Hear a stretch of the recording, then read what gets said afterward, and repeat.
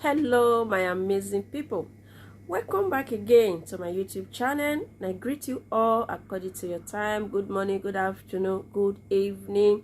Anytime you come across this my YouTube channel, you are very welcome. And if you never subscribe, what you do waiting for? Please subscribe, like, you comment, because for this my channel they bring out the ogbonge news, all the things where they happen for our obodo Nigeria, for Biafra, anywhere. When I get that interesting topic from, when I need to bring out for my people to see, for my people to hear about, now waiting I they do for this my YouTube channel. So please stay tuned and see today. When we see what we get for us today, when we go to the reason why we dey here today. Please, if you never subscribe, and I said again, please subscribe to this YouTube channel. It's Philo Channel TV.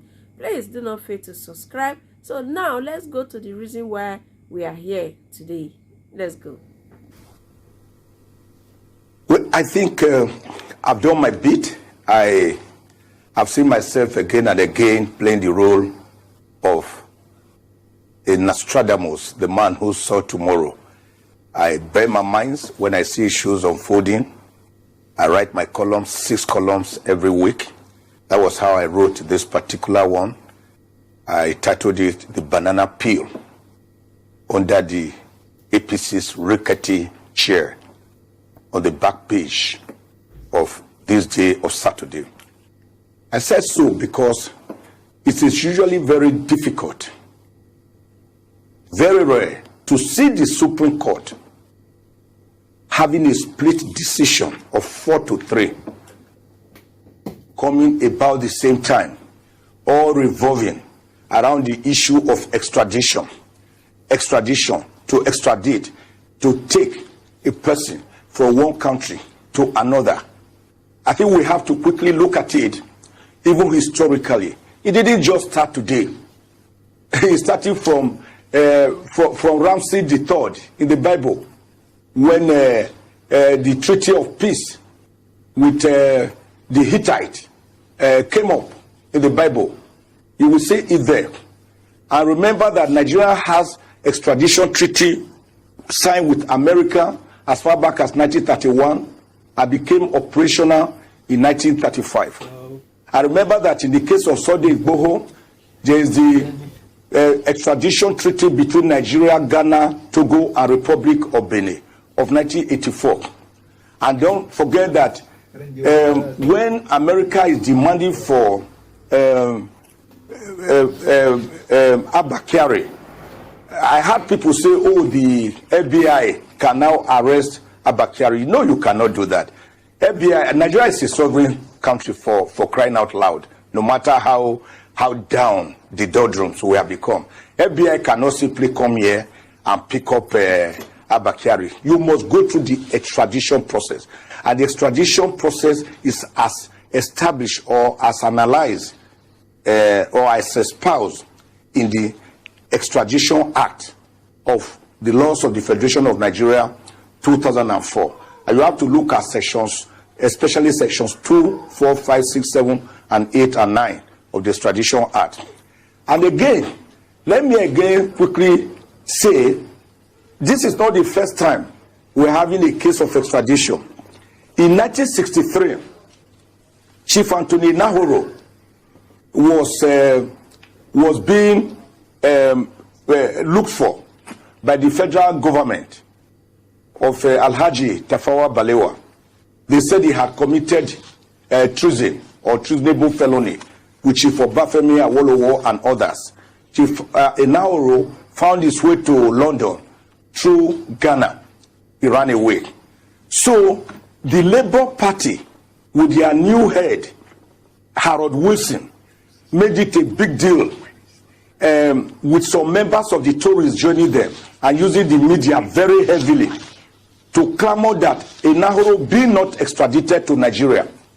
But the government of Harold Macmillan, who was the minister, was caught in between and in between as to the respect for human rights of Chief Anthony Nahoro and not to hurt Nigeria as a political deal.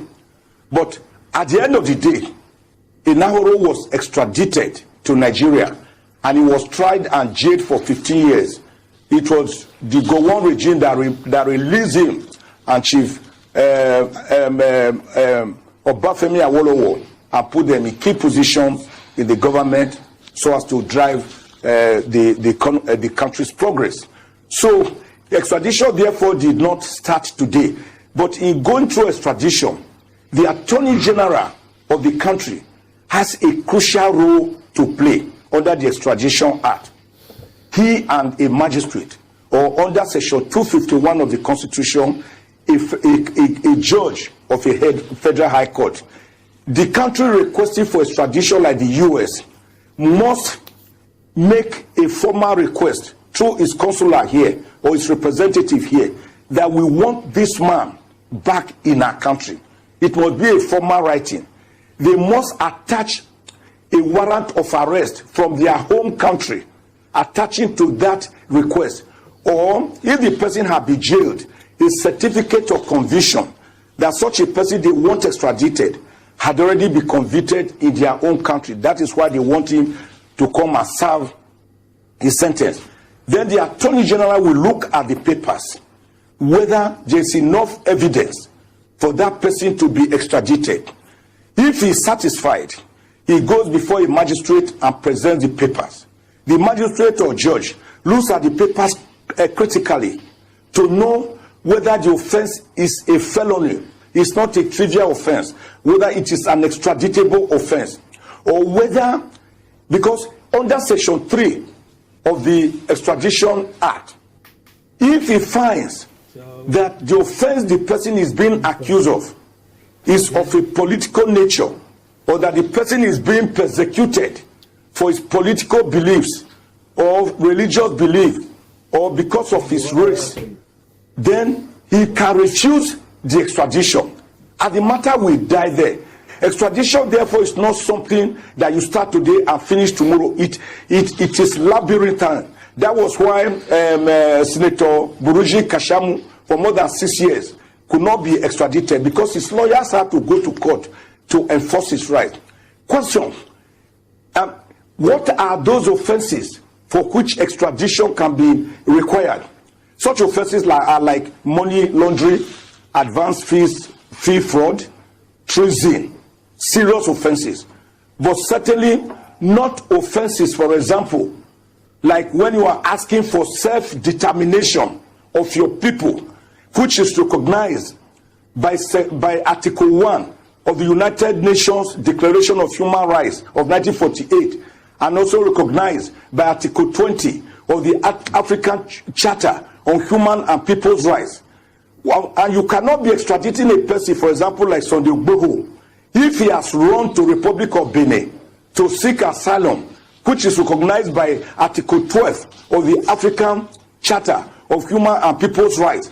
So the extraditing, the requesting country must show that the person they are requesting to be extradited is not being requested for on grounds of politics or his belief in religion or his activities as a human rights activist, that it is simply because he has committed a crime. And that crime must also be a crime in the country making that request. So it is not something that is just easy, as easy as that. So the case of Abba Kyari, therefore, falls into the category of extraditable offenses. But the American government cannot use FBI or CIA and come here and pick up anybody. The last time we had that happen, and it can never happen again, not in this modern world, I remember was July 1984, when Alhaji Umaru Diko was created. I was about to be brought forcefully into Nigeria. He had been a very vocal critic of the government of then Major General Muhammadu Buhari as head of state, when he and others were being looked for in terms of saying, oh, they committed some financial impropriety during their time. So he ran to London. Although Israel at that time did not have any formal relations with Nigeria, diplomatic relations. The Nigerian government enlisted the help of Mossad to help them look for Alhaji Ibrahim Umaru Diko, and they went to Hyde Park area and started monitoring him. And when they saw him, they captured him, they drugged him, they put him in a crate like a diplomatic bag. But there was a snag. Section 21 of the Vienna Convention of 1961 saying all diplomatic bags must be carefully labeled and showed as diplomatic bags. So the London Scotland Yard and others became curious that these diplomatic bags were not so labeled. So they opened them and discovered that Umaru Diko was lying there in a crate, drugged, about to be deported to Nigeria or extradited to Nigeria. Here. So they took him back. That was what saved him. Was that the case of Nnamdi Kanu? How come Nnamdi Kanu, who found his way to Kenya, he was staying in London and other countries? How did they capture him? How did they bring him to Nigeria? The Attorney General did not tell us. He merely said he was intercepted with the cooperation of international people. Who were these people? Was it Interpol? Interpol has no right to just capture a person and carry him to his country by force. For God's sake, the world is not a jungle. It's not the Hobbesian state of nature where life was short, nasty, brutish, and solitary. Well, Dr. The world is governed by laws. And yes. Yeah, if I may come in here, we're beginning to run out of time. But two quick things. The first one, if you can be brief about it, and then you spend some time on the second leg. It has to do with what you call the booby trap that lies ahead with regard to the APC congresses. What exactly is that booby trap that you're talking about? That's one. And then quickly, there is Zaki case. Femi Falana SAN, who is the defense counsel in the matter, says that the Kaduna State government going back to court to file an appeal or to present new charges of treasonable felony is abusing the judicial process. Do you agree with him? You will recall that last week, Zaki and his wife, leader of the Islamic Movement of Nigeria, were both freed following the no case submission by his defense counsel. Those two issues. Quickly. The booby trap is simple. The banana peel.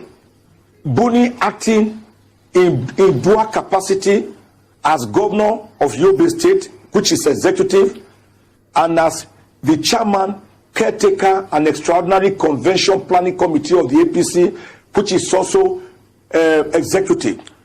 Both positions being done together are forbidden by Section 183 of the Constitution and Section 17, subsection 4, Article 17, subsection 4 of the APC Constitution. And the Supreme Court, mind you, the majority decision never pronounced that they were right to have done so. They never pronounced that Buni was right, or that Section 183 or Article 17, subsection 4 did not apply.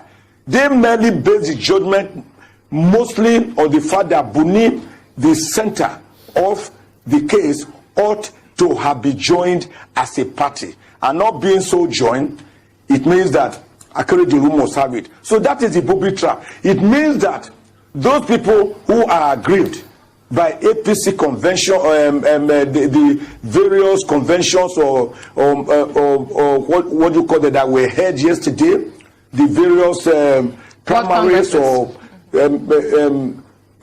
across the country, people can go and challenge them, and actions done as the minority judgment made it clear. He said all actions, all matters authenticated by Buni were null and void, and that they should take the consequences of their action because they have already decided to be guided by Article 17 of their political party, and they must therefore take the consequences that arise, that emanate from their own action.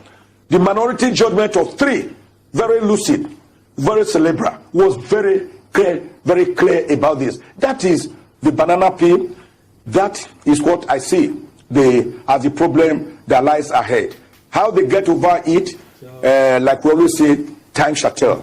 On the issue of Ozekhome, I totally agree with my brother friend, Alene brother Sikh, Femi Falana, that Ozekhome, who has been under torture, under incarceration since 2015, as soon as this government came on board, he's just being persecuted. When something leaves the realm of prosecution to being persecuted, it becomes abhorrent. Not only illegal and unconstitutional, it also becomes immoral. Ozekhome, after 6 years since 2015 of brutal, excruciating trial, was finally released or had to be released by the High Court in Kaduna State with his wife just last week. But do you know what? About 2 days before the judgment, the Kaduna State government, apparently knowing or seeing the signs that they had not made out a case against this man, quickly prepared and filed fresh charge against this man and his wife so as to hold them down. You see, what I always tell these people is that they seem to forget that power is ephemeral and that it comes and goes like a bubble. That it is a case of soldiers go, soldiers come, but barracks remain. That they will not be there forever. You cannot keep a man and his wife away for 6 years, and after a competent court of law made them to regain freedom, you again use style, what you call artifice and design and devise craftily like a tortoise to keep them back by slamming on them fresh charge. There must be an end to trial. I expect my friend Femi Falana to go to court. One, to say it's an abuse of court process. It's outrage for acquit. It's the doctrine of double jeopardy. Having been acquitted, they cannot be tried for the same offense or offense similar. And if they appeal, they cannot file appeal at the same time simultaneously as be filing plea. Either way, the government will lose out to Ozekhome. Let my people go. Let my people go. This government should let the poor people, the beleaguered people, the suffering people go. If they cannot be given food and shelter and safety, at least let them be. You cannot beat a person and tell him not to cry again. What has Ozekhome done? If Justice Kolawole, more than 3 years ago, had granted the ruling, granted these people bail, he said, okay, if you say this man is so dangerous, I hereby grant him bail. Build a small house for him. Let them stay there. Post people to guard the house. What if the Ozekhome was of the majority Islamic faith? Would he suffer that? It's because they see that his own faith is of the minority. Shouldn't Nigerian government get out, look at Section 10 of the Constitution, and get out of religious matters to know that the state shall not be interested in religious matters? Shouldn't they get out of all this Jerusalem pilgrimage, all this Hajj Mecca pilgrimage? What is their business? Where we have no schools, where we have no water, where we have no roads, where we have no food to eat, where we have no shelter, where we have no security, where corruption is strutting about like a peacock, when we are the 148 out of 180 most corrupt nation in the world, when we have become the poverty capital of the world, outstripping India, when security is we cannot go on our roads, we cannot drive on the road, we cannot stay in our homes, we cannot walk on the footpaths, Boko Haram, armed bandits, insecurity. You have never had this so bad, for God's sake. We have never had it so bad. George, let any Christian pick up the Bible, or any Muslim pick up the Holy Quran, or any atheist or idol worshiper pick up the iron, the Ogun worshiper, and say, I am better off today in Nigeria than I was in 2015. I will want the person to challenge me to a television debate, to be televised live, if possible, bring CNN and BBC and all the stations in Nigeria. Let us look at all the indices from 2015 to now. 2015, when Nigeria was rebased as the biggest economy in Africa, with over $500 billion rebased economy, overtaking South Africa. I want to see the indices that any person can say we are not worse off today than we were in 2015. This government should guide this law. You see this thing on my table, and let me show it. The buck stops here by ex-American President Harry Truman. The president must accept responsibility. If he fails, they will say the Buhari government failed. If he succeeds, it will be said that the Buhari government succeeds. He must accept responsibility, rein in his people, and have a better government. He has less than 2 years. Time is no longer on his side. He has less than 2 years. This is August. He has actually 1 year, just 1 year and about 10 months more. Or about 1 year and 9 months more. Time is running fast. What he does between now and then may still give him opportunity to leave his name in gold. But if he takes us to 2023, in this tattered, this battered, this wobbling, this groggy, this dudley manner that we are in today, I'm sorry. Very much. I'm sorry. Thank you very much, Dr. God bless Nigeria, for your time and for joining us on the morning show.